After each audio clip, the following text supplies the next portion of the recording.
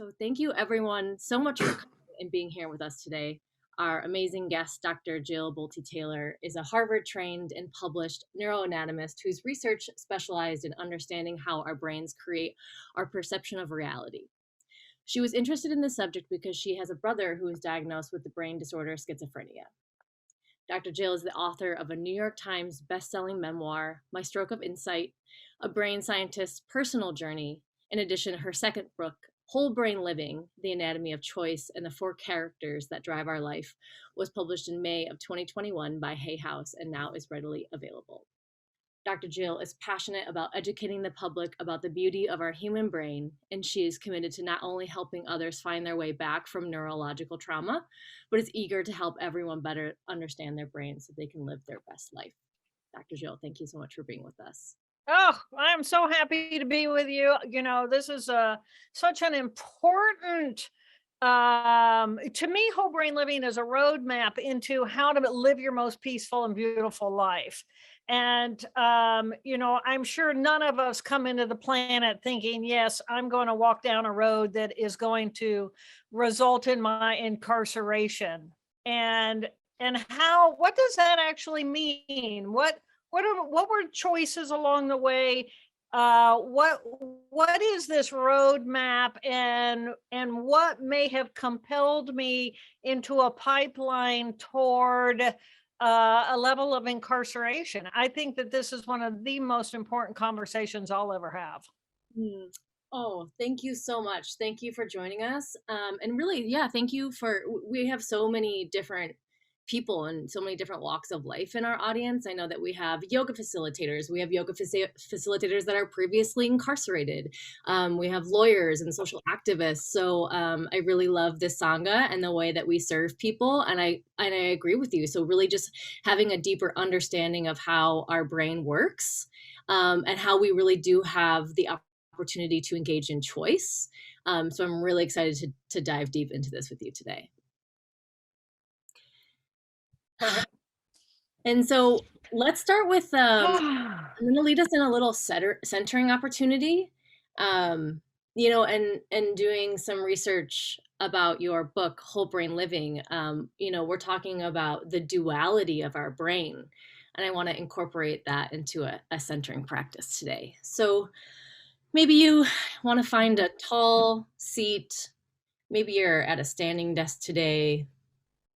We're going to find a position that feels comfortable and maybe strong for us. So finding a tall spine.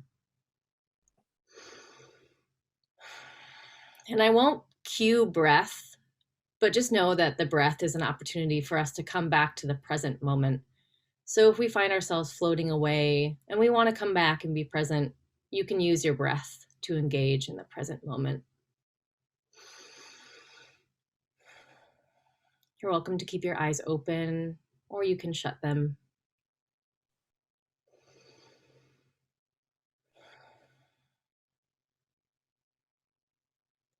And continuing to focus on the natural rhythm of our breath, I want to invite us to do a body scan. And let's first start with the right side of our body. So working with our hemispheres. Let's start with our feet.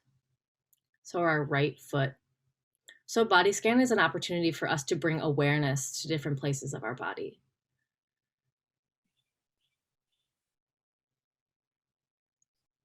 Awareness in our right foot, our toes, the arch of our foot, our ankle. And can we observe without judgment? Let's pull this awareness up our shin and calf to the knee. If there's any place that speaks to you in your body that wants your attention, you can give it your attention now. Bringing that awareness from our knee over our thigh, all the way up to our hip and our pelvis. From our pelvis up our spine, our side body, our ribs, Bringing this awareness up to our right shoulder. Bringing this awareness down to our elbow, our wrist, and our fingers. Bringing this energy back up to our neck.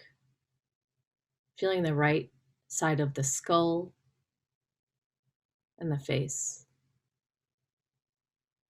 Let's seal that with a breath on your own time.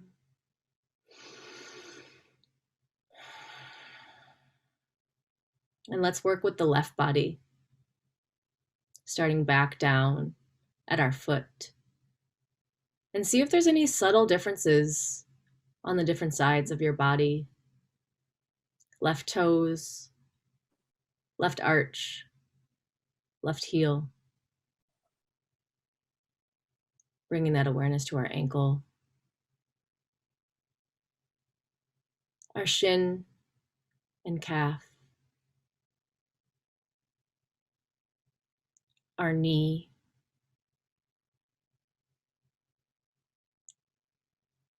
tugging that awareness back up to our hip, our pelvis, the bottom of our spine, letting that awareness flow up our side body, our left ribs, meeting at our left shoulder, down our left arm to our elbow, wrist, fingertips, allowing that awareness to meet back at our neck, left side of the skull, left face. You can seal that with a breath on your own time.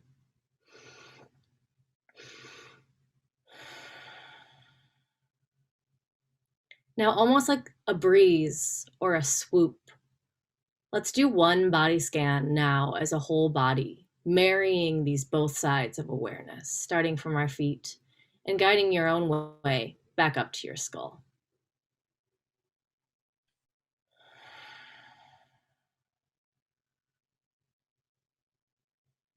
Bringing our awareness to our heart center, marrying the left and the right side of our bodies, this divine masculine, the divine feminine, coming in our embodied state of awareness. Maybe we can seal this practice with one last breath. Bringing yourself back into the room on your own time.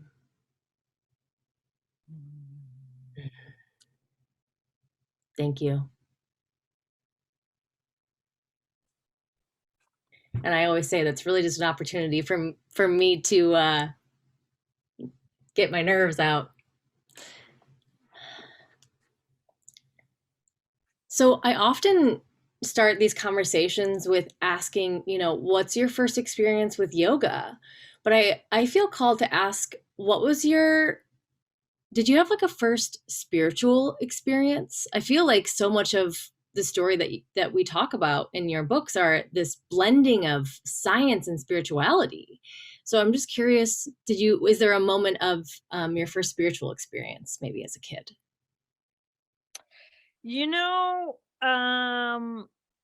That's a fascinating question. When I was a little bitty girl, so first of all, my brother, I had a brother who was 18 months older than I was. And so he was my constant companion. And it turned out eventually he would be diagnosed with schizophrenia. So by definition, he's having a different experience of reality than I am. And that's very alienating. I mean, it's kind of like being with a companion, but still being alone. And, as soon as you have that dynamic happen, you're trying to understand bigger picture relationship. And so my bigger picture relationship comes from nature. And so I have always been a child of nature and a child of the night. I actually really liked nighttime.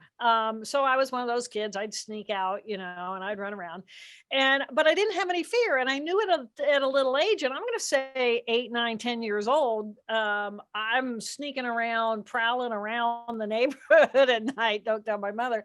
And I liked it there.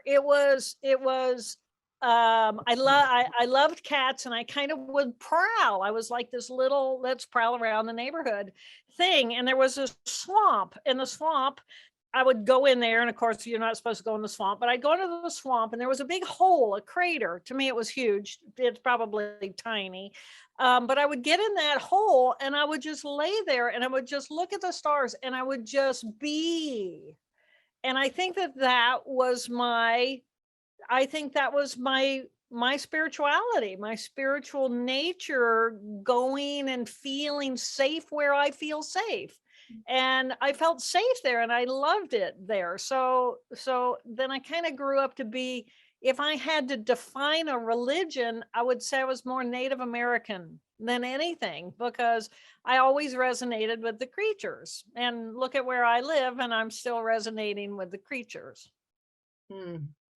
That's such a beautiful image of you sitting, laying in a bog, looking up at the galaxy. So, Yeah. And without fear. I mean, really being where I'm not supposed to be. It's supposed to be dangerous. And it's kind of like, yeah, that was where I found peace. And of course I was in the Midwest, so it was quiet there, and it was probably safe there anyway. And it was what, 50, 60 years ago, so it was a different world. But still, kids aren't supposed to be out sneaking around at night. And I've just been that child, that child of presence. yeah, and I hear connection too, a larger connection, right? Uh, Yeah. yeah, so tell us about your brother. Well, my brother would eventually be diagnosed as schizophrenia, Mhm. and we were oil and water. uh that was just our relationship. We he got the memo in the womb that he was the one. He was the chosen one. And so he was born grandiose and pretty narcissistic and inconsolable. And eventually that morphed into a real shift in his brain circuitry, and into schizophrenia. And he's still alive, and I am his caregiver from afar. But that boy, I would not have grown up to be who I am in the world if it had not been for that relationship. And because of him, I really had to dance around this perception and this experience. And that's how I grew up. And then because his brain was so skewed from normal reality, I became really consumed with the idea of what is normal, because one of us wasn't, clearly. And I had no idea until he was diagnosed at the age of 30 that he was actually the one who would be described as not normal. And there was this big sigh of relief in me, and I'm already in a PhD program in neuroanatomy, trying to understand what is normal and where do I fit on that scheme of things. So because I think by anyone's definition, as normal as one can be, we were all eccentric in my family.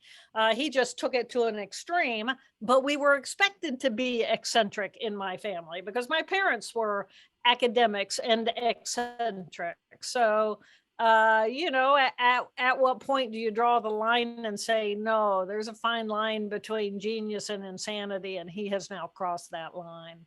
Mhm. So he was a catalyst for you to study the brain. Absolutely. Absolutely. Yeah, I wanted to grow up to be a race car driver. He really helped me become a responsible human being, I have to say. Mhm. And I grew up in Indiana, and we knew Tony Holman for the Indianapolis 500. And it was like, Mom, please, please, please. And she said no. And it was like, all right, I'll study the brain. I love that duality. Exactly. So so I hear that when you were 30, you were in your PhD program. So you had been studying the brain for quite a while. Yep. And then you had a near death experience. Will Yes. you tell us about this? Yeah, so I graduated with my doctor at my age 31, which was just a year after my brother received his formal diagnosis. So then I ran off to Harvard, from Indiana to Harvard, to the Department of Neuroscience.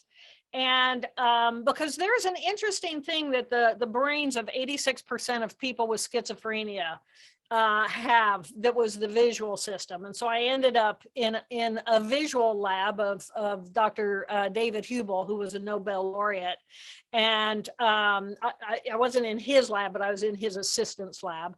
And because when a normal person tracks a moving target, our eye jumps in front of the target, on the target, in front of the on the target, and that's how we track moving targets at the level of the brain.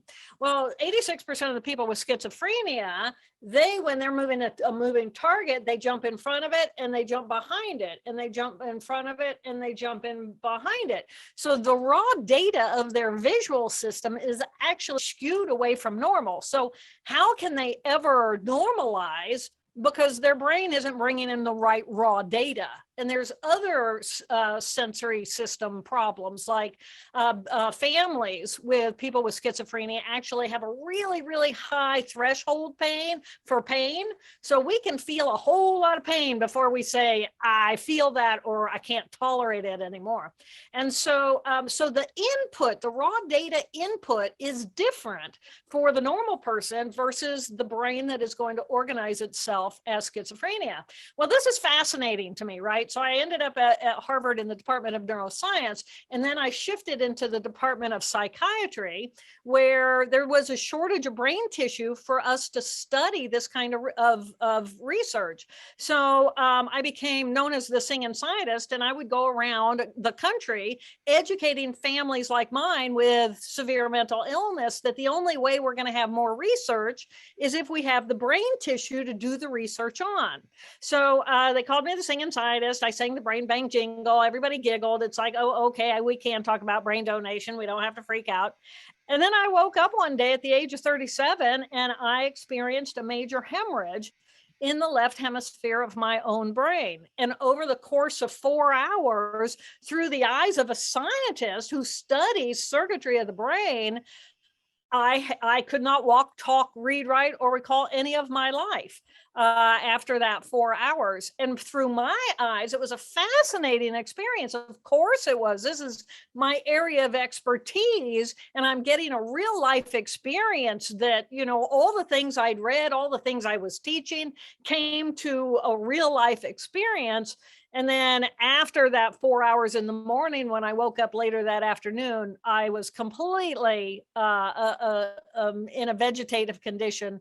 And I knew nothing. My past was gone. My future was gone. My academics was gone. My relationship was gone. I didn't know what a mother was, much less who my mother was. So it was like, a reboot that left brain. And 2.5 weeks later, I had a major surgery. They removed a blood clot the size of a golf ball and said, it'll be 2 years before we know anything. And so go rebuild your brain, go do whatever you're going to do. And it was like, okay, so I did.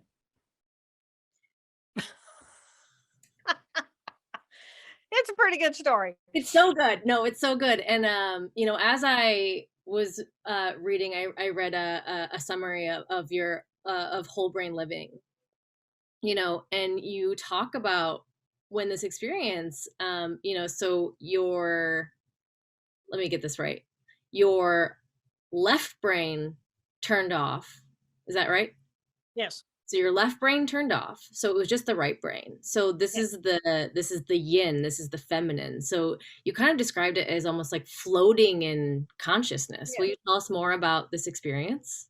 Sure. So, and I'm going to go right back to how you began this conversation is with a meditation of the body. And what you were doing is you are mapping, if somebody sits and thinks right now, what is the position of my right foot? Well, it's been that way for who knows how long, but your brain had to go focus on it to figure out what is the position of my right foot, right? So this is body mapping, and there's actually a group of cells in the left hemisphere that defines the boundaries of where we begin and where we end. It has a holographic image of our body. So when I lost that group of cells, when that group of cells went offline, I didn't have definition of body anymore. Instead, I shifted into the consciousness of the present moment as an organic mass of energy and matter, but I was as big as the universe. My perception of myself was I am now the atoms and the molecules and the energy in this magnificent collection of cells that work so hard for me to be able to have an existence. And then I have this beautiful left brain that comes in and says, okay, we're going to call this mass, we're going to define it. It begins and ends where the air is. This is now me. And I'm going to have a name. I'm going to have language. I'm going to have linearity of thinking, which means I'm going to have a past and I'm going to have a future. And I'm going to be able to focus all of that around me, the individual. Okay, my name is Jill Bolte Taylor. Here's my phone number and my address and all the details of my life, and then all the data that I have collected about the external world or academically in order for me to have a relationship with the external world. So imagine then if all of that goes away, you're still conscious. I'm still alive. I'm simply right here, right now, this explosion of sensation in the present moment, and I'm as big as the universe. Woohoo! Who doesn't think that's a fantastic experience, right? So that's where I landed, and everybody in my left hemisphere world, they're all thinking, oh, poor Jill. Oh my God, she had a stroke. Oh my God, she fell off the Harvard ladder. Oh my God, she's a drooling vegetative condition. And I'm looking at them going, I'm okay. How are you? They're like freaking out. And so, no, as I was reading it, I was like, Dr. Jill is a modern Buddha. Like, I feel like you had an enlightened experience. And Well, it kind of here, I feel like, yeah, it's yeah. part of In a lot of yeah, tell us. in a lot of people's language, that's what happened to me. That's and from if I had grown up to be a race car driver and I had this experience, maybe I would use that language too. But I didn't grow up to be a race car driver. I grew up to be a neuroanatomist. And so for me, it all goes back to the cells and my ability to process information at a cellular level. However, if you look at just the experience of what we meditate to get to that place, yeah, that's where I was. We do yoga, we pray to get to that place, yeah, that's where I was. But for me, it's still where I was in this magnificent right hemisphere because I wasn't dead yet. Right. So as a living being, I got to have that beautiful experience. But that space, as fantastic as it is, Blair, it's completely non-functional. I mean, imagine that's why we have to go and touch it and visit it and pray to get there and meditate to get there and work to get there. Because if we're just there, why are we here? You know what I mean? And so it's really about the balance, and it's about creating the balance. And that balance is what whole brain living is really all about. How can we get there quicker and easier? Because now we know where we're going. We can have a roadmap for the experience and for what it means to be in that space. And what do we have to do with the left brain in order to quiet it down? Because it's like this noise on top of really hearing a beautiful piece of music. Yeah, and I love this. Really, the dualities need to come together, right? And having this balance. Exactly. Yeah. I kind of want to bring neuroplasticity in because I know that you had an 8-year journey of healing. Yeah. So will you tell us about neuroplasticity? Yeah, sure. So, neuroplasticity, when we're born, the neurons in the brain are in the cortical regions are 6 layers thick. Mm. And so the cells, they're born and then they migrate, and then new cells born and then they migrate, and then new cells are born and then they migrate, following the cells that have migrated before. So if we have a trauma at any point in that normal 9 month gestation period, then something could interfere with that normal migration of those 6 layers of cells that the normal brain is going to use in order to create a perception of reality that we can all share. And we don't understand something like schizophrenia, but we do know that different populations organize in different kinds of ways, and then they wire themselves a little bit differently. And that's why one person might have an experience and have a set experience, and then someone else can have that same experience but have something else. Okay, I completely got on some tangent of cells and I forgot what you asked me. No, I love the cells. Just having that visual of migrating. So just talking Yeah. about neuroplasticity, and then you Yeah. were going where I wanted us to go, really talking Right. about trauma. Yeah. So as those cells take form as the structure, because they have a cell body, and then they have these beautiful dendrites, and it's like a tree, and the branches of the tree reach out, and then depending how they get stimulated. Well, if I put out a dendrite and I'm not getting any stimulation, then I'll withdraw that and I'll grow out a new one. That is neuroplasticity. And these neurons are little living creatures. So they're constantly realigning who they're in communication with, kind of like people, right? When I was young, I had a lot of contact with my mom and dad and my immediate family. And that's where I got my stimulation. And then I got to college, and now I'm sending out new dendritic processes, and I'm weakening my familial ones because now I'm getting most of my stimulation somewhere else. So that's neuroplasticity, the ability of brain cells to rearrange which other cells they're communicating with at any moment in time. And it is in real time. This is in real time. And so it's not like it's going to take 3 years for me to develop circuitry. No. Now, who I communicate with once I receive all my input, that is more of a structure that makes up the white fiber connectivity of the brain. So say for example, I'm a neuron and I'm receiving information on my dendrites and on my cell body. But once I reach a certain level of threshold, and some of that input is exciting me, and some of that is inhibiting me. But once I reach a threshold level of stimulation as a neuron, boom, I'm going to send my input to my target tissue, whatever that target tissue is. So Okay. everything we're experiencing is all about which cells are communicating with which cells, with what chemicals and in what quantities of those chemicals, and am I receiving that chemical as an excitatory input or as an inhibitory input? And the power of the human brain is the inhibition. We can all just blah blah blah blah go do everything and be a spaz in the world. The power of the human brain is in our inhibition. Mm.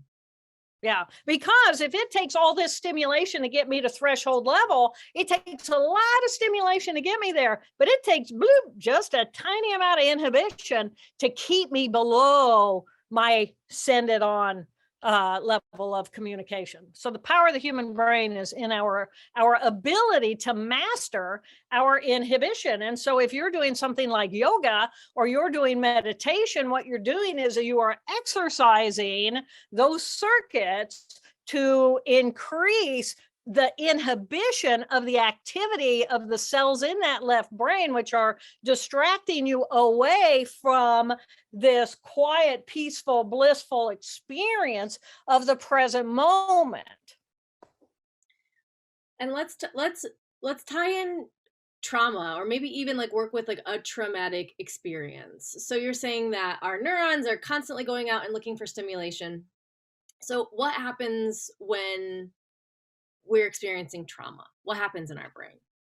A lot of different things happen when we experience trauma. So the response to trauma at the level of the brain may be so severe that I have to completely shut down the experience and the memories of that piece of it and dissociate from that so that I'm not witnessing or focusing on the details of what that traumatic experience is. Okay, that might be 1 degree. At the other end of the degree might be something like, let's say when I was 5 years old, I was learning how to ride a bicycle. And the neighbor dog, which was a tiny little dachshund, a little wiener dog, is chasing me, nipping at my heels. And I'm like this on the bike. And then there's this dog attacking me. And I'm scared because I'm going down a hill and I know I'm going to wipe out. And that's a moment of trauma, right? So it happened and I remember it still to this day. So then that group of, then it's a matter of, okay, I have now experienced a trauma.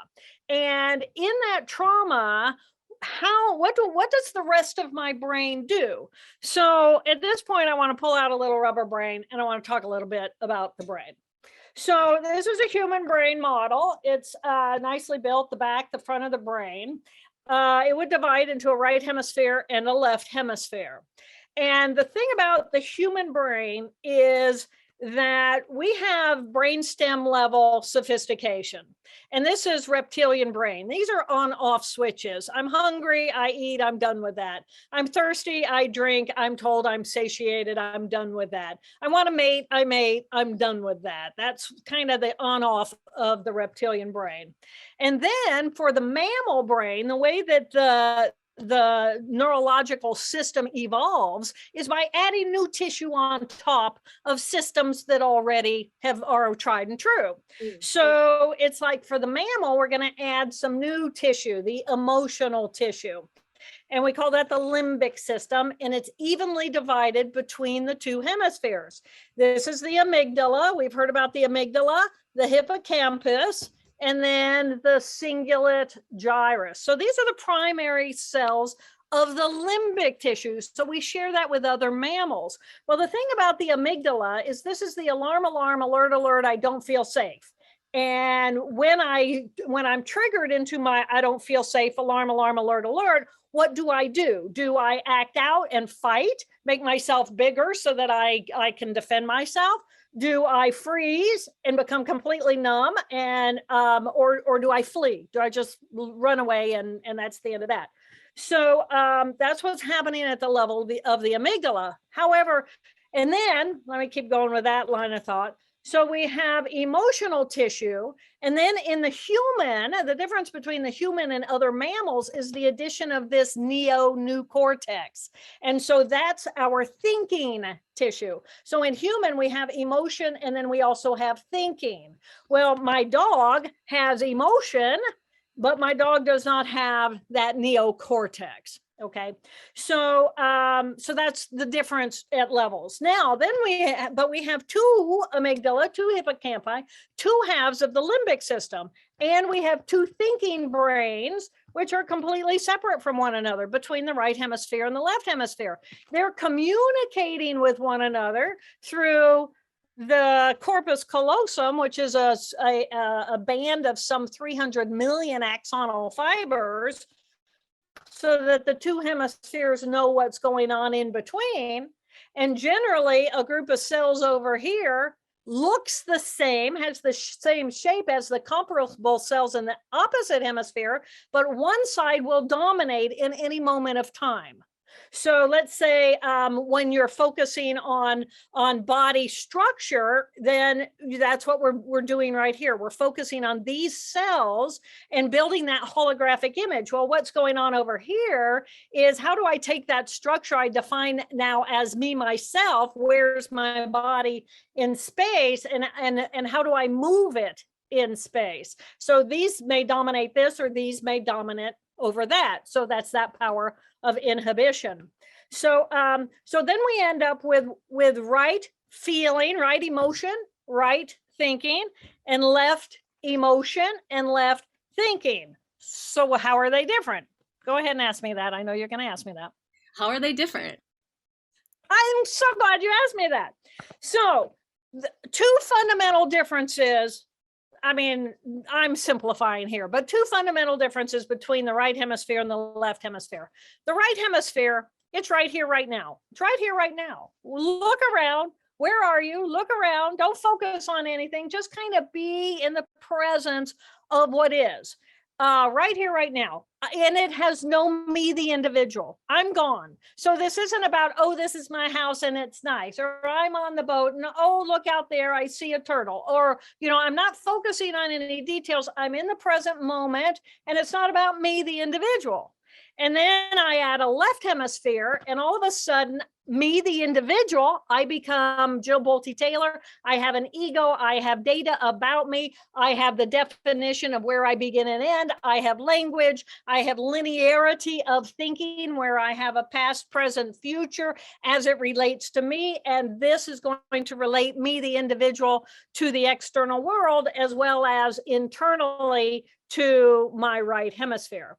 So the left hemisphere thinking, this is our rational thinking brain. So I'm going to give you the four characters, okay? Whole brain living, the anatomy of choice, and the four characters of our life, because this is where our power is. Knowing who is who inside of your own head lets you know, in this moment, I could choose any of my four characters. I have that power. I have the power to consciously choose right now to be my left thinking self, or I could zone out on my right thinking self, which is connected to all that is. All right. We all have all four of these characters. And the better you get to know your four characters, then you can gain the power to choose in an instant, in this moment. Yes, I might want to act out as my character 3, but instead I'm going to become my character 1 and make a better decision. Okay. Okay. Character 1, left thinking. Character 1, and again, we all have all four. So let's neutralize the field. We all have all four of these. Character 1, left thinking. This is my rational brain in relationship to the external world. So this part of my brain likes to create order around me so that I actually can find my stapler, because I need to be able to find my stapler, right? So this is the portion. It likes to be in control. It likes to organize the external world. It likes to control people, places, and things. It likes to be the boss. It likes to run the calendar, because a calendar has a past, a present, and a future. And it's about the external world and me in relationship to the external world. It is my rational thinking. And do you recognize that part of yourself? Yes. Yes. That part of ourselves got us all here today.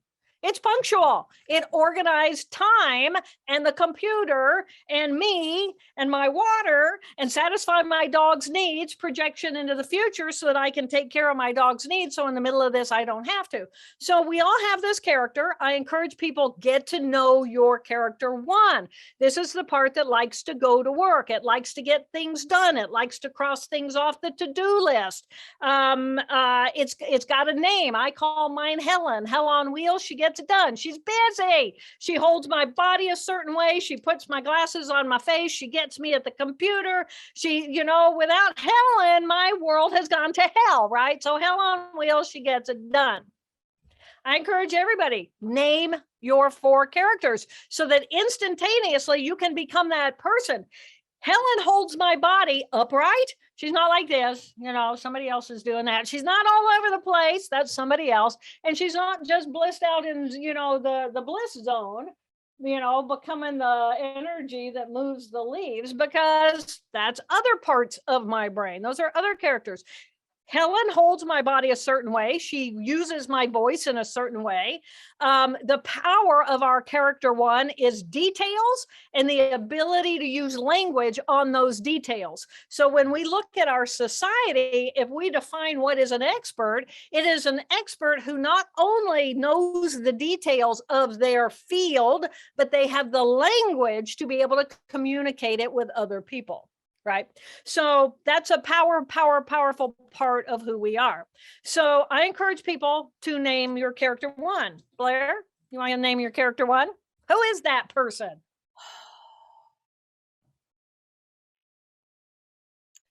Oh, I feel like I want it to be like a ruler or like the name of a queen. Um Actually, okay, maybe we're gonna go with Angela because I feel like that's kind of like agenda. I feel like Agenda, Angela, agenda. Angela. Yeah. So today it's Angela, but I'm gonna You say can change them. yeah. You can change them as you get to know them better, but I encourage everybody listening to give your character one a name. Character number two is the emotion of the left brain, the emotion of the left brain. So this again is me, the individual. Me, Jill Bolte Taylor, 55 years ago, had a trauma. That trauma is recorded inside of the left emotional tissue of my brain. And if I'm addicted to anything, my craving tissue is deep inside of that character two left emotion, because that's where our craving happens. People who have strokes that wipe out this insular cortex, they have no more addiction anymore because they have no more craving. It's fascinating. So the trauma from our past, our fears of the future. So this is where our anxiety, again, alarm, alert, alert. Me, the individual, I don't feel safe. And if information coming in, oh my God, there's a COVID out there, there's a virus, it's so tiny I can't see it. Oh my God, it's everywhere. Oh my God, if I get it, I don't know if I'm going to die or not. Oh my God, my mom could get it. Or oh my God, my teacher got it. Oh my God, I can't control everything. I don't feel safe. That's all going on in that character two part of our brain. And I call my character two Abby. I say that short for abandoned, because the moment I came flying out of my mother's womb, which was a beautiful symbiotic relationship where I was breathing water, I was in fluid, I was listening to that magnificent heartbeat of my mother. All the sounds were muffled, the lights were muffled, everything was muffled, and then bam, oh, here I am. And it was like, oh my God, what do? We start screaming. Why do we start screaming? Oh my God, now we're on our own, right? To me, that's the original wound for me. I go all the way back to that moment of birth. We all have that trauma. So it doesn't matter if something scares me right now. Let's say I'm walking around or I'm swimming in the water and a snake comes around the boat and it looks at me and it's like, wow, and it's like all the fear. And then I have to look at it and see, oh my God, is it venomous? Is it not venomous? Blah, blah, blah, blah, blah, blah, blah. All I know is I'm freaking out. And because, I have been trained to believe that snakes are bad, especially if you're in the water with them. Anyway, so little character two. Can you name your character two, Blair? This is the part of us that is just fear-based and not very happy, and she might yell and scream at others, and she might blame others, and she might self-loathe. She might focus all that negativity on herself. Today it's gonna be Patty because I hear panic. Panic Patty. Got it. Patty. Perfect. Exactly. Okay, so that's what's going on in the left hemisphere. And that's all about me. It's me thinking, Jill Bolte Taylor, Dr. Jill Bolte Taylor, Harvard trained neuroanatomist, ego. Boom. There it all is right there in that hemisphere. She doesn't exist at all in this hemisphere. So character three is the emotion of our right hemisphere. And the emotion of the right hemisphere and the thinking of the right hemisphere, they're right here, right now. And it's not about me, the individual. So character three is the experience of the present moment. Okay, it's warm here. I've got humidity. I've got sweat starting to drip down my back. I can feel that. I hear the sounds Boats go by. I hear the water. I see the leaves in motion. Everything in the present moment has nothing to do with me, Jill Bolte Taylor, has everything to do with the experience of the present moment. And there's no right and wrong or good and bad, because that's all defined by the left hemisphere. So me fitting into the social norm is about that left hemisphere. So right here, right now, let's say right here, right now, somebody says, oh, Jill, let's go do this. And it's like, yeah, let's go do that. So I dive into the water and I feel the temperature of the water and I feel the pressure on my body. And that's the character 3. It's the impetus of energy in action in the present moment. Now, this part of us can get us in a whole lot of trouble. And actually, a lot of the jails are filled with people who had, oh, yeah, especially if we have alcohol in us or drugs on us. And it's like, oh, yeah, that sounded like a good idea. And then the left hemisphere comes in and says, what were you thinking? And it was like character 3 is saying, oh, well, you can clearly, I wasn't thinking at all. So these relationships, the interplay starts becoming very dynamic in how do the different characters feel about one another. So I call my character 3, it's creative, because all the judgment is in the left hemisphere. It's innovative. Yeah, I got a bag. I got an itch. I'm gonna, scratch my back with a brush. Who cares? Why wouldn't I do that? So there's a new self-defining experience, not of me self, but of the experience of the present moment, and that's the character 3. So it's creative and interested and interesting, and more things are more fun when other people are around. And because I'm not an individual, it's like, yeah, Blair, I want you to come and play with me too. Let's go do it together, right? It's very communal, community-based, but it's based on not the social norm, but what feels good at the time, the experience. So it's high risk taking, and high risk, it might be jumping off of a bungee cord, or it might be doing a serious drug, right? Or it might be engaging in, oh yeah, bank robbery. That sounds like a good idea. It's like, what are you thinking? Well, you're thinking with your character 3, not with your character 1. So I call mine Pigpen. Pigpen, the little character that's existing in a dust storm, right? It's right here, right now. Some of my dust might be from Babylon 2,000 years ago. How cool is that? It's just the experience of the present moment. It's creative and open, and it's in a good space. Generally, it's pretty peaceful. I mean, I just want to name mine Blair, because I feel like I feel like this is probably a dominant character for me, so I feel like I have to find a different name. Blair works. Okay, yeah, this is Blair. Like, I feel like this is Blair default. Very good. Yeah. There you go. And character 4 is going to be the right thinking tissue. And the right thinking tissue, again, it's not about me, the individual. It's about the experience of being alive. Oh my God, when I had that stroke and it wiped out my character 1 and my character 2, and my character 3 almost died that day because I had no energy left whatsoever. It was like I was at the end of the thread, and all I did was I existed as an organic mass, and I was alive, and I had eyes and I had ears, and I was aware. That's all I was aware of, was that, oh my God, I'm big as the universe, and yet I'm attached to this mass of organic. At the time, it seemed like an organic mass of waste, because it was now wounded and all but dead. And but it was, oh my God, I'm alive. And so this is the consciousness of awe, that I exist at all. Oh my God, have you ever just really stopped to think about, oh my God, you're alive? I mean, you want to see a miracle, look at a mirror. Oh my God, I'm alive. And it doesn't matter if I'm a little tiny single-celled microbe, or if I'm 50 trillion microbes stuck together that have differentiated into cells that see and cells that process and filter what I consume. I mean, we are this amazing 50 trillion molecular geniuses, magnificence, and that awe and that love, that just, oh my gosh, love connected to all that is, that's the consciousness of that character 4. So again, that's what we pray to feel that. We meditate to get to that total expansiveness. And yet when we're there, it's magnificent. But when we're not there, when we can't live there, it's completely non-functional. And we're living beings. So ultimately, as a human, the ultimate goal is whole brain living.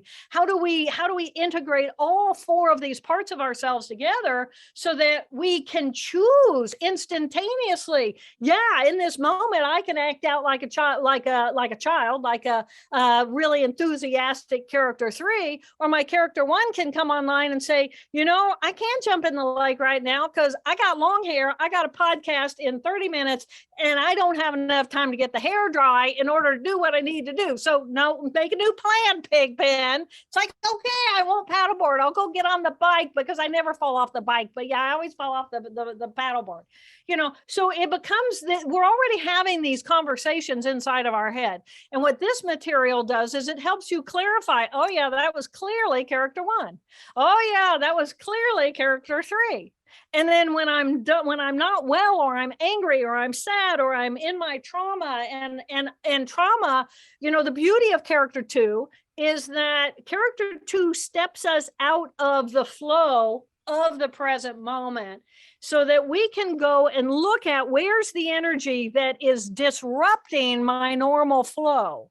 And this is going to be my pain. This is going to be my emotional pain. It's going to be my fear of the future, my pain from the future, or my pain from the past, exuding itself into my present moment. And so as humans, we have the ability to not just be the pain, but to let the pain be, respect the pain, and then bring the other parts of our brain to explore and understand and reflect upon, and then heal those wounds so we are not obsessed with constantly going back into the trauma. I always say trauma, it's important to visit, so important to visit, but we are not designed to make it into a lifestyle.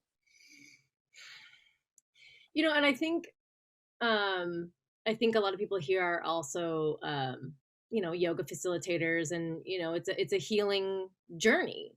And so oftentimes we're looking at that a lot, right? But it's like, okay, like not always being in that character.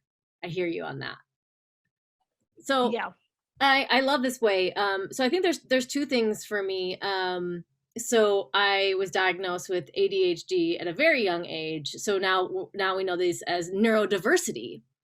And having this explanation of it, I really see where there's I see that my character 1 is a very quiet voice, right? And so it's like, all right, so I have to work with that character to make it louder, because right. I do get lost, right? And like I need the checklist to keep me in this container. Right. So I feel like, having this resources, especially even for teens, and understanding their brain, this is incredible. And the way that you've broken this up, I think thinking about the brain or neuroanatomy might feel overwhelming for people, and you've just really made it so accessible. Yeah, it's really not that hard. It did take a brain scientist losing half in order to see, okay, what's over here? Because, if you look at Jung's four archetypes, Carl Jung's 4 archetypes, these are the 4 archetypes. But in his understanding, only one of them is conscious, and that's character 1. Mm-hmm. So I lost character 1, I lost character 2. All I had was character 3 and 4. That became my conscious awareness because it was no longer being inhibited by or more loudly overspoken by my left brain. So that's all I had, and they became conscious. And you don't have to have a stroke and lose part of your consciousness in order to know what else is going on in what we've been calling the unconscious for centuries. It's like it doesn't have to be part of the unconscious. And, I love the ADD ADHD because, that's character 3. I mean, you look at these kids and they are experiential. Who doesn't want to grow up to be a race car driver? I mean, come on, who doesn't want that experience? Right? And the really cool, fast ones, right? Give me a track, and oh my God, and then give me a little outfit, right? I want the jumpsuit. All of it. I want the whole thing. I want all of it. And but what that population needs to understand is that you can exist in your chaos and you can be productive as long as your character one has created just enough order for you to be able to function inside of it. Yeah, and it's so funny because you're like, okay, like I need to know where my stapler is. And so I think, as a lived experience for me, it's like everything needs to have a home so I know where things are, right? And so I'm Yeah, not always looking for my keys, right? And so it's like yeah, really like I've created systems for myself over the years because if right. not, then it's wasteful. It is. And it's not any fun because then you go into your character too, because it's like, damn it, I don't fit into the world and the world doesn't fit into me. And it's real easy to go off into I'm not good enough or I'm not right enough. I'm wrong. I've been defined. I'm ADD now. I got a definition. It's like, well, yeah, okay. Well, what that says though is I have this brilliance. Brilliance. Character 1 and 2 are not going to come up with anything ingenious or brilliant. They're going to take care of what they already know and create a proper order out of it. So on a team, you have to have the character 3 because they're doing a million things and they're really good at doing a million things. And they like to do it generally with others so that they're really good on committees. And then you have to have the character 4 because the character 4 looks back and looks at the whole big picture and says, well, here's your system. And here's where you can take your system. And here's your visionary. Because the visionary, so let's say, here's an example. Let's say a CEO is a character 1, and you want pretty much a CEO to have a lot of character 1 because they're creating the order of an organization. And so you got the character 1 and the CEO saying, okay, well, we can do this, that, or the other. And then they got the machine, and then they hire the 2s and the 3s and the 1, 2s, and 3s to run the machine. And they're going to run the machine, and they're going to run the machine, and they're going to run the machine. And then they're going to say, I was at a workshop and somebody said, we're like the kings of the world in chicken, and we could throw in fish, and we could do the same thing with fish. And I've already got the machine to do that. And then the visionary is going to be the character 4, and they're going to look at them and say, well, we could do that. Do we want to do that? Is that the right thing for us to do in the big picture, or will that dilute that we are the kings of chicken? And then the CEO goes, oh, well, yeah. So it's not, we're going to do it just because we can do it. It's like, oh, big picture, how's that going to influence our brand, our marketing, our everything, and how we're known in the world? Because everything would change as soon as now we're trying to do fish too. Right. So all these characters and the beauty is they're all right there. It's this big committee inside of our own heads. And, a friend of mine is working with the 4 characters in yoga and the 12 steps. And oh my gosh, how important it is in that world when people realize, yeah, when my addiction comes online and I feel the craving and I want this, how do I pull my energy out of that? Part of, because it's just cells. One thing is you got to remember everything inside of your head is just cells. It's just cells and energy. So if I'm on craving, then I'm hooked into running the energy circuit in the craving circuit. Or if I'm feeling fear, now the energy's in my fear circuit. Or if I'm angry, I'm running the anger circuit. And how do I, if I'm feeling really mad, what are my options? How do I And it's really important to realize, as cells, when cells run in circuitry, from the minute I think a thought, oh, and let's say there's somebody in my past who I'm still mad at, right? And every time I think about that person, it's 20 years later, but I think them, and then I start remembering how they made me feel. So I go for, I think, I feel it, and then I'm running a physiological response, and my face scowls, and I'm still mad, and da da da da. And then chemistry gets dumped into my bloodstream, and it flushes out of me. From the moment I think the thought that stimulates the emotion, that stimulates the physiological surge through me, flush out of me, all of that takes less than 90 seconds. Less than 90 seconds. Now, I can stay mad for longer than 90 seconds because I can rethink the thought that re-stimulates the emotion, that re-stimulates the physiological response. But in its own purity, after I'm triggered and it runs through me and flushes out of me, why is it I can be saved by the bell? Because that cycle really only lasts 90 seconds. And then we get to choose. Okay, it flooded through me, it flushed out of me. All I have to do is stop thinking about that person, right? If that's the example. Mm. Power. We have so much more power over what's going on inside of our brains than we've ever been taught. I've got one more question for you of something that you wrote, and then I want to transition into questions because everything that you've given us, it's just, and I agree, it's so empowering when you talk about these characters, because it's like, oh, actually, like I can build a relationship with these characters, right? Or the things Exactly. we thought of ourselves as flaws, or like we'll always be this way. It's so empowering. Or even, I'm bad and you're good, because I have a character too, and my character too acts out, and your character too never acts out. It's like, no, we all have all of them. But which circuits are we exercising? And the more we run a circuit, let's say we know people who get angry just like that. They're trigger happy for anger. Well, that's because they keep running that circuit. And the more time we run any circuit, the stronger that circuit becomes, and the more it then begins to become automated and become a habit. So for those of you who are well trained in yoga or well trained in meditation, whatever you're well trained in, what you're doing is you're actually running that circuit in order to make it stronger, and then it's easier for you to get there when you choose to get there. Mm. That I like that approach to meditation, because sometimes I think that, and maybe I can just speak from a direct experience, and then from what I hear from other people, are like, oh, meditation's hard, right? Like, so sometimes I think we come to the mat with a lot of feelings, but actually coming to it being maybe a little bit more practical. You're like, okay, I'm running a circuit. I'm just going to come and I'm going to run this circuit, and then I can go on with my day.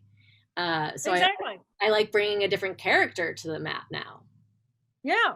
Oh, I mean, just what you did in the original centering was by bringing the focus to something, to the body. First of all, it's beautiful because you're bringing it to the body. And as soon as you bring it to the body and you bring it to the breath is always running in the present moment. And there's a tool that I share called the Brain Huddle, BRAIN Huddle. So it's an acronym. And it always begins with B stands for breath. Why breath? Because we don't breathe in the past and we don't breathe in the future. We breathe in the present moment. So as soon as you say, bring your mind to your breath, well, in the present moment, I can increase my amplitude of my breathing or my frequency, but I can only do that in the present moment. So it's like a train that runs on a track in the present moment. It's always there for us to tag onto. So B stands for breath. Bring your mind to breath. R is recognize which of your four characters called the Brain Huddle. And I encourage all four of your characters to practice calling this Brain Huddle so that they get used to it, so that they can all call it like this and they can all jump on that train in an instant. Okay. So B, breath, bring your mind to the present moment. R, recognize who called the huddle. A, appreciate, it doesn't matter who called the huddle. We have four of us in here. A, appreciate. I, inquire, in this next moment, which of the four characters do I want to be? And then N stands for navigate your next moment by choosing which of the four characters your 4 characters as a committee are say, is the next appropriate one. So it was kind of like before I could get on here, this is the first time I couldn't get on at the designated time. So I'm sitting here for 15 minutes trying to figure out, and it was like character 2, no, you cannot freak out, right? Character 2 is going, oh my God, oh my God. And character 3 is going, oh, this is fun. You know, if we get on, we get on. If we don't get on, they'll talk about something. We'll figure it out, right? And character 4 is just going, what will be, will be. And character 1 is going, stay focused and don't let any of that other stuff come in. And it's like, okay, in this moment, it's appropriate to be a character 1 to figure out how to get on here. So, but that's a conscious choice, a conscious decision. Any of those 4 characters could have gone wild. I'm so excited for everyone on this call to be able to start to apply this to their work and also understand more of the populations that we might serve too. So I've got one more question, and then I'm going to go to the Q&A, and I feel like my question ties into a couple questions that are coming up. So talking about trauma, so in your book, this is part direct quote, part summarized. When our limbic anxiety circuit is triggered, we are neuroanatomically cut off from accessing our higher critical centers, critical thinking centers, which is where our learned knowledge is stored. So right. When maybe we're in a cycle of trauma or reaction, right. How do we make different choices if our knowledge center is cut off? Right. Number 1, recognize whatever you're experiencing, it's a 90-second cycle. Recognize that. Okay. Somebody calls me, I got upset, I've been triggered, and now I'm pissed. Okay. 90 seconds, first of all, it's good to know that. It's good to know it's a group of cells, and I'm running my character too. And another thing I encourage people to do is when you get to know your 4 characters, figure out if each of the 4 characters, I picture them like they're a big neuron. And if I'm in my character 2 pain, there are certain character 1s I'm not going to call, right? I don't need it fixed, right? And what I need somebody who can hold me in my space so I can relax. So I'm going to call somebody who is a good character 4 and who predictably is a good character 4 for me. Well, when my mother was alive, it was my mother. And then once my mother passed away, it was like, well, who do I call now? And it was like, okay, don't worry about calling someone else. What was it that my mother did to hold me? And let my own character 4 come in and play that role and be with me. And I could be that because my own character 4 is expansive and open and loving and kind, and I am never alone because my own character 4 is always right there and I can self-soothe. Oh my God, tell me that's not my power. Right. So when I move into my trauma, when I move into that circuitry, am I in danger? Do I need character 1 to come on and fix something or make a phone call or do something or do whatever? Do I need my character 4 to come in and help me settle? Because the character 2 gets dysregulated. Everybody else is just kind of in a flow about life.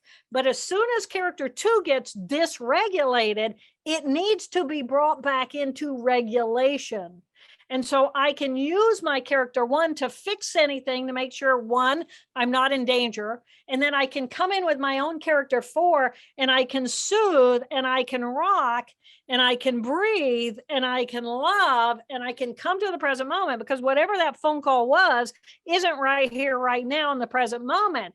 It is in some piece of my past now because that call has come and gone. And it's not in my future. The repercussions may be, but the phone call itself is now in my past. So I can soothe myself. And then inevitably for me personally, my little pig pen comes on and says, come on, let's go do something fun.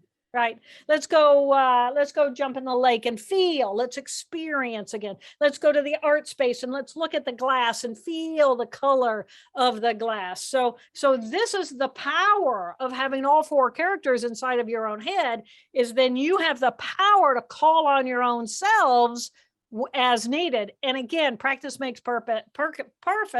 And with that, and what you're really doing is you're working with the neuroplasticity of your own brain to create the neural network that you want to live in. Thank you. And so we've got a question that will tie in perfectly with this from Ashley. So talking about trauma and addiction being held in the same place as character 2, part of the brain, is that the reason why trauma and addiction are related? I don't know if trauma and addiction are always related. I think that a lot of people related. I'm sad, I drink. I get sadder, I drink more. I smoke dope in order to feel better. I think under those circumstances, character 2 can be that addict. I think there are some other people who their character 3 is just kind of wild and crazy, and every now and then they go on a binger, and they haven't figured out that the binger of the character 3 is actually an addiction, because they haven't analyzed it enough. But yes, overall, those two, the trauma from the past, and then the craving of that addiction, are that's the same groups of cells, absolutely, in that left limbic tissue. Thank you. Another question from Amy. I'm really interested in the neural correlations to the 4 characters. If someone has a mental illness or condition that keeps the spotlight on character 2, and then the person gets help, does therapy, etc., how does the brain look at that process? Are there specific changes in the gray or white matter or certain parts of the brain that shift?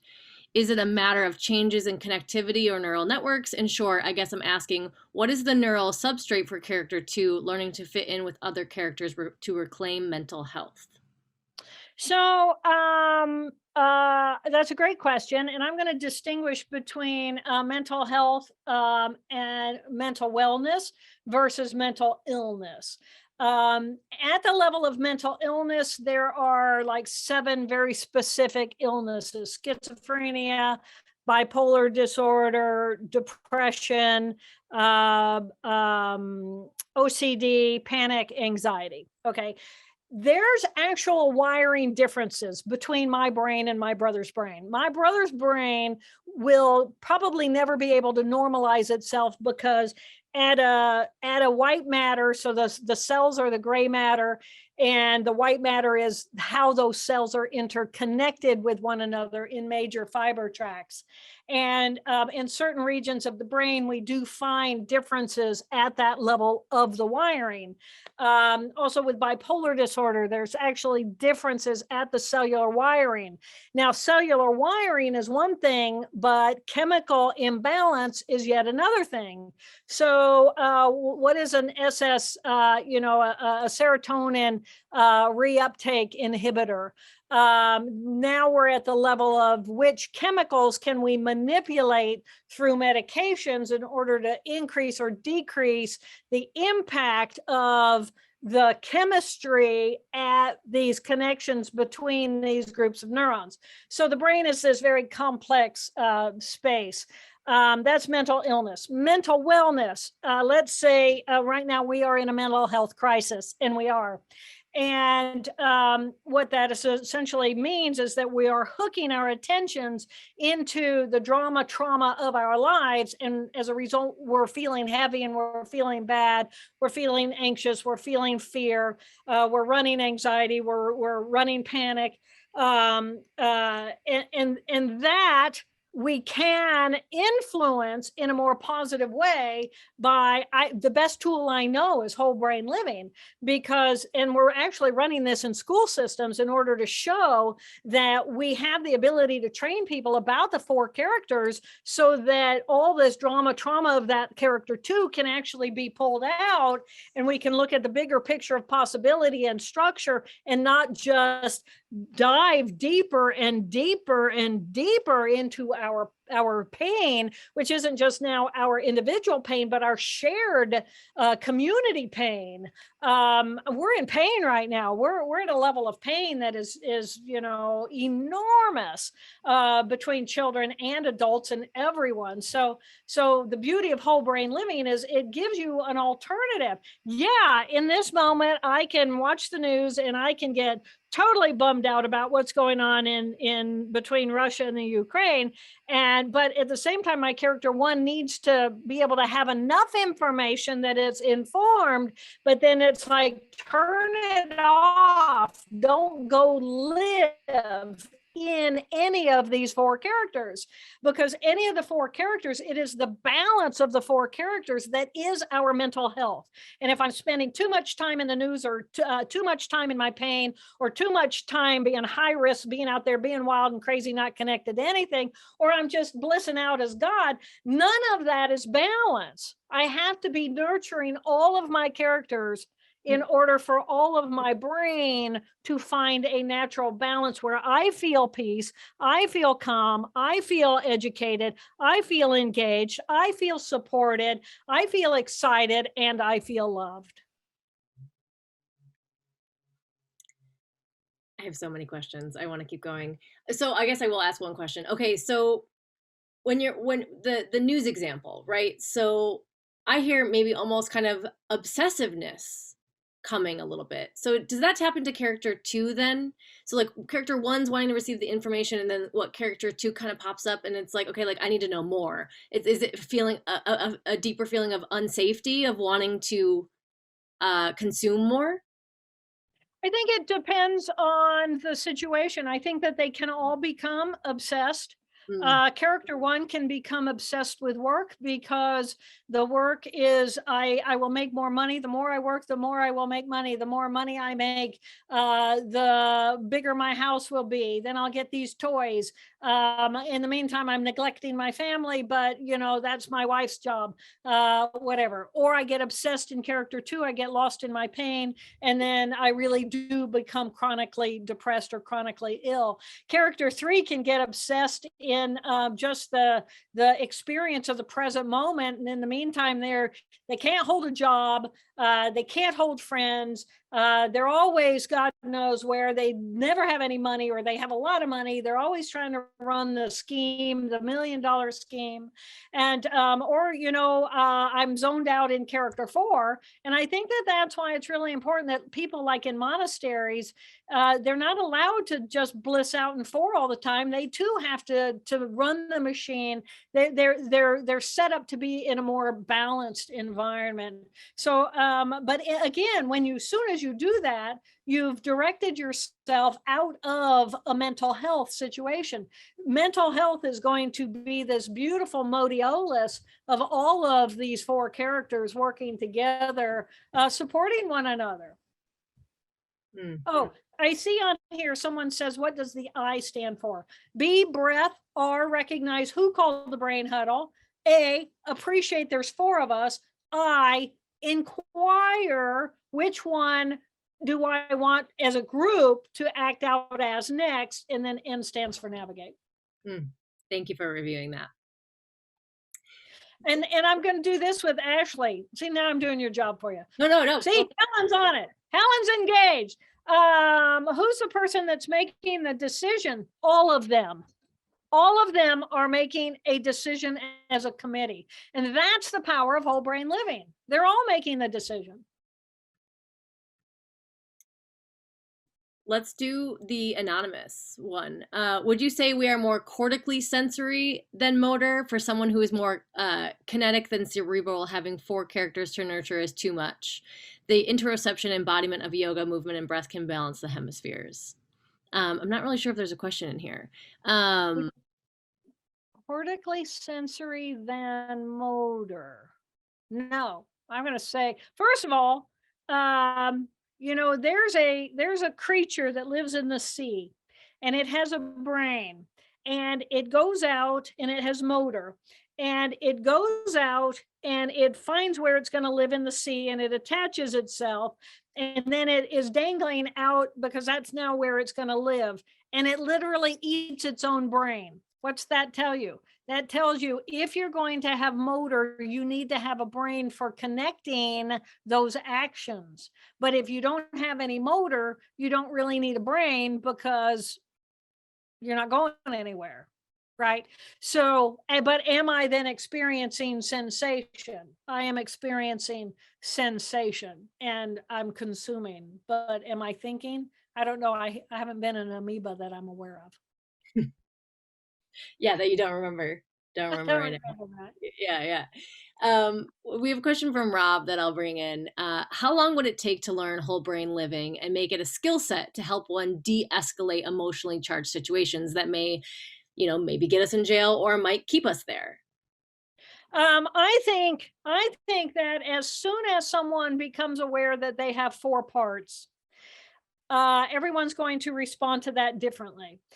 This is differentiation of information. There's nothing new here other than there's no new science here. The only thing that is new in whole brain living, in my experiences, is I am a life lived experience who had an education. Some of us can learn this material very quickly and incorporate it in our lives within a day, within practicing. Some of us need to practice it more and more and more. Some of us will hear it and then let it go, and some of us will rebel against it. Because essentially, I'm asking anyone to, this ultimately will result in emotional as well as cognitive accountability. And some of us don't want any of that, anything to do with any of that. So they'll push it aside. So that's a tough question. I think everyone's going to do it differently. Some people are picking it up very quickly. They are engaging it. They are using it. Rob, I know you are an excellent example of learning it, identifying with it, practicing it, mastering it, and wanting more of it in every human being on the planet. So there will be more Robs, and then there will be other, every other way of looking at the material. Thank you. And so I think I'm going to take this one last question and then I want to open it up to anything that hasn't been said for you to share with our audience. But this one last question, can someone heal themselves from mental illness using this framework? Um, Again, I think it's going to depend on the mental illness. My brother is not capable of wrapping his delusional system around anything other than his delusional system. So I don't think people as extreme as he is would be able to help himself. Are there other people? Yes, I'm guessing that people who are experiencing bipolar, in fact, I know so because I've worked with several people, become more aware of really understanding what leads them into their mania. What does mania feel like? What does it feel like on their way into mania? Which piece of them becomes manic, and what is the journey through those characters to get them into mania? There's a strong piece of character 4 Mm. in being God with mania, and the depression, of course, is going to be this dramatic relationship with character 2, and how much does character 1 support character 2 in being in that depression or being in that energetic. So I think anybody can use the material if they're game to help them better understand themselves, and then they can grow in relationship with the material. And that's where I'm going to have to leave that. Perfect. Thank you. Yeah. Thank you so much. This is so valuable. I know I took a lot of notes and I'm really excited to apply this to myself. And then also, I feel like this is just really valuable for teens. And maybe I'm just thinking that because I feel like this would have been an amazing framework to use, right? As we're developing and our brains are changing. Some of these characters get louder and some of them get quieter. So you've just really created this incredible framework. So thank you for so much for joining us. And thank you so much, Rob, again from Give Back Yoga for making this really beautiful connection. And then I just want to give you the last word and see if there's anything that you want to share with our audience before we go today. When we originally mentioned, I know Rob is involved with yoga in the prison system, and boy, what a powerful tool this could be for helping people realize how they don't have to act out in the actions that get them into jail. You also mentioned that there were some attorneys. I am passionate about attorneys better understanding their client, them first themselves. It all begins with me, the individual, yes, but then also their clients. And I think the power of this for judges, oh my gosh, I just think the world will be a much, much, much more informed and better place when all of these different populations apply it first to oneself and then to the world within which they function. I think it's powerful, powerful. It's the evolution of humanity. I truly believe this level of differentiation inside of our own human brain is our evolution, and we'll either get there or we won't, or some of us will get there and then it's gone. But our character 4 is going, we were alive. It's okay. That's pretty much where I leave it. Thank you so much, Dr. Jill. I'm just so excited. Thank you so much for our community members that showed up. I hope that this was very beneficial. I know that it was absolutely on this end. And then a side note too, Dr. Jill. So we have a retired judge, Victor Reyes, who works in Colorado. He also is a facilitator with us. And so I know that he does trainings for current judges as well. And so I know that he's doing like trauma informed courtroom. So maybe I can make a connection there as well. Cause I really Love like that. the idea of bringing it in, how can we, of system impacted people at every level, right? And really understanding the brain. So yeah, Yeah. I'll make that Yeah, connection. thank you. Yeah, no, we're wide open. We got research going on in the school systems to show it as evidence based, and we already know it will be evidence based because it's beautiful. It's beautiful. Thank you, Blair. It's a privilege to meet you. Thank you, thank you, and thank you to everybody who was here. I appreciate it. Whole You too. brain living. Whole brain living. Oh yeah, you know what? I'm gonna drop some links too. Thank you so much for reminding me. I've got lots of Perfect. links. I've got a link to Whole Brain Living. I've got Dr. Jill Bolte Taylor's book that you can purchase right here from the bookshop. It's a beautiful book. It is. I wouldn't have done it if I didn't believe in it. Mm. Because look where I live. Why would I want to write a book? Yeah. Did you? Character 1, Helen said, get on it and get it done. I was gonna ask if your character 4 is that why you chose to live there? Was character 4 like, oh, I want to be here? Actually, it was character 3 because when I lost my mom and dad, it was like they were my primary support for my brother with schizophrenia. And when I was a little girl, this is the lake where we would come and we would water ski for a month every summer. So this is where little Jill came in order to grieve the loss of mom and dad. And I've decided I'm just going to stay 6 months a year on brainwaves. That's beautiful. Yeah. Thank you for sharing that. Thank you, everybody. Mwah. Thank you, Blair. Bye. Thank you, Dr. Jill. Bye bye.